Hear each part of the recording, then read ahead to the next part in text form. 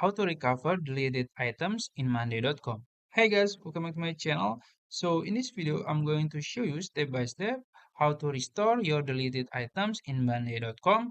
So first you can go to your Monday.com dashboard, and as you can see, this is my workspace. I'm gonna give you an example. So let's say this board, I'm gonna delete this one. So I'm gonna right click and delete it. So and then click delete. And so how to recover it?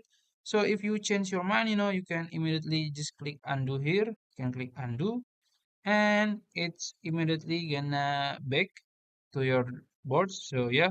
And how about if you already deleted 2 hours ago, 3 hours ago? So it's gonna be very easy.